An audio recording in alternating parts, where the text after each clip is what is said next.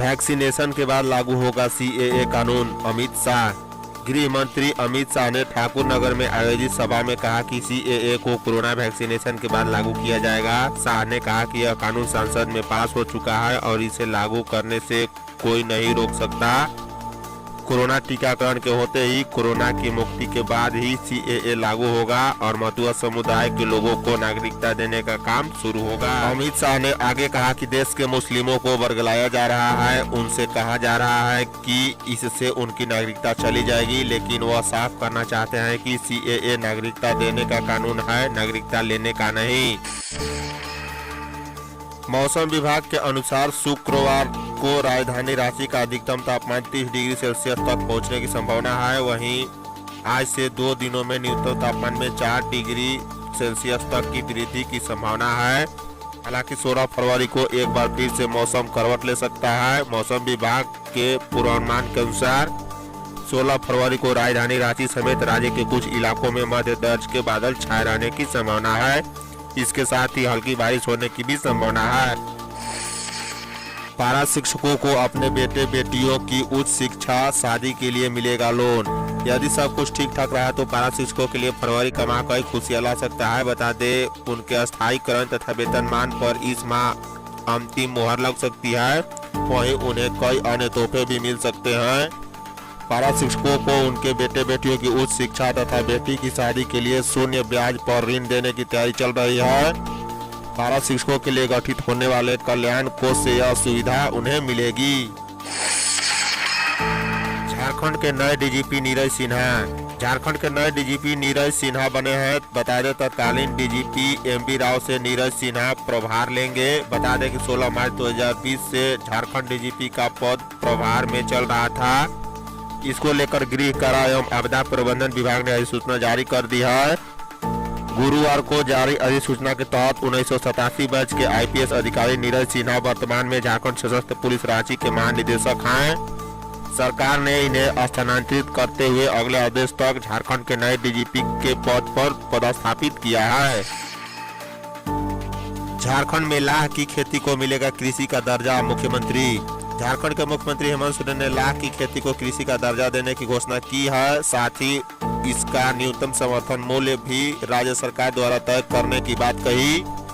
CM Shri Soren राजधानी रांची के भारतीय प्राकृतिक रॉल एवं गोंद संस्थान नामकुम में आयोजित 2 दिवसीय किसान मेला सह कृषि औद्योगिक प्रदर्शनी का उद्घाटन किया।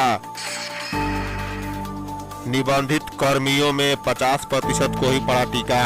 झारखंड में कोरोना वायरस के संक्रमण से बचाव को टीकाकरण के लिए निबंधित कुल कर्मियों में अभी तक आधे को ही टीका लग पाया है। बता दें, गुरुवार तक निबंधित कर्मियों में 50% को ही यह टीका लग सका। इस तरह 50% कर्मियों का टीकाकरण होना बाकी है। राज्य सरकार बार बार सभी निबंधित कर्मियों से समय पर टीका लेने की अपील कर रही है। राम मंदिर के लिए 700 करोड़ रुपए ट्रस्ट के खाते में जमा।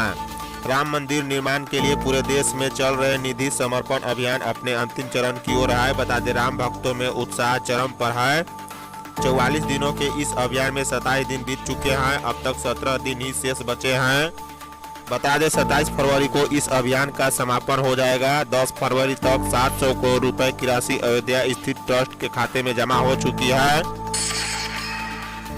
होली से पहले सभी ट्रेनें चलाने की तैयारी। भारतीय रेल ने अपने परिचालन को कोरोना वायरस के चलते लागू किए गए लॉकडाउन से पहले की स्थिति में लाने की कवायद तेज कर दी है। बता दें, रेलवे की ओर से अब तक अधिकतर एक्सप्रेस ट्रेन स्पेशल बनाकर चला दी गई है। रेल अधिकारियों की माने तो रेलवे बोर्ड को तमाम रेल मंडलों से प्रस्ताव भेजकर कोरोना काल के पूर्व चलने वाली प्रायः सभी ट्रेनों को चलाने की अनुमति मांगी गई है।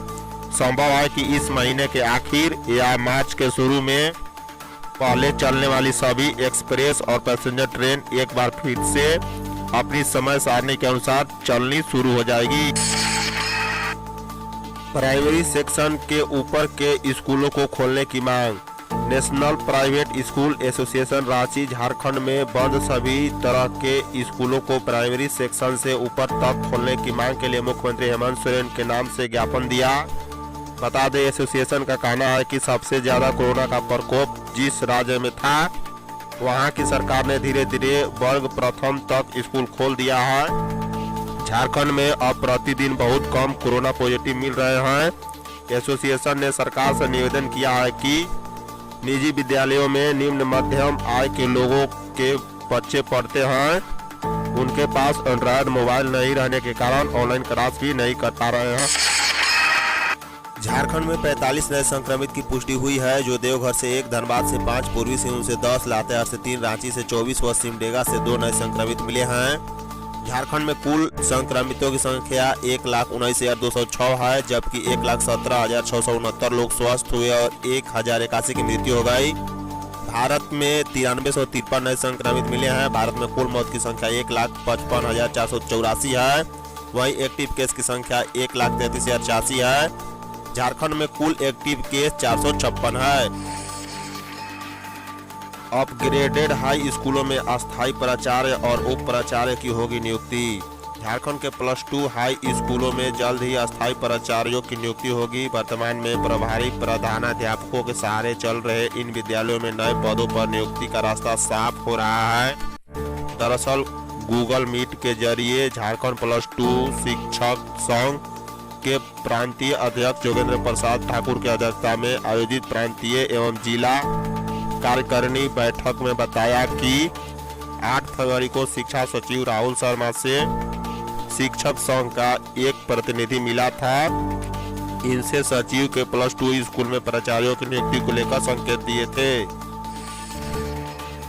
छठी जेपीएससी हाई कोर्ट में छठी जेपीएससी को लेकर प्रार्थियों की ओर से बहस की गई। बता दें, इस दौरान जेपीएससी व सरकार की दलीलों का जवाब दिया गया। अब इस मामले में सभी पक्षों की बहस पूरी हो गई है, जिसके बाद अदालत ने अपना फैसला सुरक्षित रख लिया है। अदालत ने कहा कि सभी लोग 17 फरवरी तक अपना अपना लिखित पक्ष अदालत में जमा कर दे। झारखंड में प्रतिबंध की अनदेखी कर बेचे जा रहे जहरीले पान मसाले। पान मसाले तो स्वास्थ्य के लिए नुकसानदेह है ही, पर इस पर भी असुरक्षित स्तर के पान मसाले सेहत के लिए और अधिक खतरनाक है। बता दें, झारखंड में पान मसाला की बिक्री प्रतिबंधित है। इसके बावजूद इसके बड़ी कंपनी के पान मसाले बिक रहे हैं। हाल ही में खाद्य सुरक्षा की टीम ने अवैध तरीके से बेच रहे पान मसाले को जब्त किया, तो पता चला कि कई नमूने खाने योग्य नहीं थे। हाई कोर्ट ने रिम्स से मांगी खाली पदों की जानकारी। झारखंड हाई कोर्ट के chief justice doctor Ravi Ranjan व जस्टिस SN प्रसाद की अदालत में रिम्स की व्यवस्था में सुधार को लेकर स्वतः संज्ञान से दर्ज मामले में सुनवाई हुई। इस दौरान अदालत ने रिम्स प्रबंधन से विस्तृत जवाब मांगा है। अदालत ने रिम्स से पूछा है कि रिम्स में कितने पद रिक्त हैं और उसे भरने के लिए क्या क्या किया जा रहा है। बाल तस्करी रोकने के लिए उठाए गए कदम की कोर्ट ने जानकारी मांगी। झारखंड हाई कोर्ट ने सरकार से बच्चों की तस्करी रोकने के लिए उठाए गए कदम की जानकारी देने को कहा है। जो बच्चे लापता होते हैं उनके पुनर्वास और तस्करी करने वाले गिरोह के खिलाफ की जाने वाली कार्रवाई की जानकारी कोर्ट ने मांगी है। स्वतः संज्ञान लिए मामले की सुनवाई करते हुए chief justice doctor Ravi Ranjan और जस्टिस सुजीत नारायण प्रसाद ने यह निर्देश दिया। बोकारो के गोमिया में नक्सली से मुठभेड़ में 2 CRPF जवान घायल। झारखंड में बोकारो जिले के गोमिया प्रखंड के नक्सल प्रभावित क्षेत्र टूटी झरना जंगल के पास सर्च अभियान के दौरान नक्सलियों एवं CRPF के बीच मुठभेड़ हो गई। बता दें, पुलिस और CRPF जवानों के तेज हमले को देख नक्सली राइफल, गोली और अन्य सामग्री छोड़कर भाग निकले। कुछ नक्सलियों को गोली भी लगी है। वहीं CRPF जवान भी घायल हो गए हैं। गोली लगने से 2 जवान गंभीर रूप से घायल हैं। प्राथमिक इलाज के बाद रांची के मेदांत अस्पताल में रेफर कर दिया गया। रघुवर दास व सरजू राय समर्थकों के पथराव से कई महिलाएं व पुलिसकर्मी घायल। जमशेदपुर पूर्वी के विधायक सरजू राय की पार्टी भारतीय जनता मोर्चा जमशेदपुर महानगर कमेटी ने गुरुवार को रघुवर नगर के बाहर पंडित दीनदयाल उपाध्याय की पुण्यतिथि मनाई। बस्ती के बाहर सड़क पर कार्यक्रम हो रहा था। दोपहर करीब 12:30 बजे कार्यक्रम लगभग समाप्त हो रहा था कि इस बीच बवाल हो गया। पथराव और मारपीट होने लगी तो वहां भगदड़ मच गई। बता दें, घटनास्थल के पास ही शिव मंदिर में महिलाएं शिव चर्चा कर रही थी। वह अभी भागने लगी। अधिकांश महिलाएं रघुवर नगर की रहने वाली थी, लिहाजा वह अपने घरों की ओर जाने लगी, लेकिन पुलिस और उपद्रवियों की भीड़ में महिलाएं फंस गई। लोहरदगा बनेगा नया GRP थाना। रांची जीआरपी थाना से अलग होकर लोहरदगा नया जीआरपी थाना बनाया जाएगा। इस बाबत जमशेदपुर रेल एसपी आनंद प्रकाश ने राज्य पुलिस मुख्यालय को एक प्रस्ताव मंजूरी के लिए भेजा है। इससे ट्रेन में होने वाली दुर्घटना के समाधान में आसानी होगी। फिलहाल लोहरदगा जिला रांची जीआरपी थाने के अधीन आता है। लालू यादव चारा घोटाला मामले में सजा काट रहे राजद सुप्रीमो लालू प्रसाद यादव की जमानत याचिका पर 12 फरवरी को झारखंड हाई कोर्ट में सुनवाई निर्धारित है। बता दें यह मामला जस्टिस अपरेश कुमार सिंह की अदालत में सुनवाई के लिए सूचीबद्ध है। चारा घोटाले के दुमका कोषागार से अवैध निकासी मामले में राजद प्रमुख लालू यादव को सीबीआई कोर्ट ने 7 साल की सजा सुनाई है। आईएएस प्रदीप कुमार के 2 फ्लैट ईडी ने उदयपुर में किए जब्त। झारखंड के बहुचर्चित दावा घोटाले में प्रवर्तन निदेशालय ईडी ने सेवानिवृत्त आईएएस अधिकारी डॉक्टर प्रदीप कुमार की राजस्थान के उदयपुर में स्थित 2 फ्लैट को जब्त किया है। इसमें एक फ्लैट प्रदीप कुमार और दूसरा उनके भाई राजेंद्र कुमार के नाम पर है। बता दें डॉक्टर प्रदीप कुमार राष्ट्रीय ग्रामीण स्वास्थ्य अभियान के निदेशक थे। उनकी रांची, कोलकाता व बेंगलुरु में भी संपत्ति है। सरना बिल का समर्थन नहीं किया तो बीजेपी सांसदों को घुसने नहीं देंगे झारखंड में।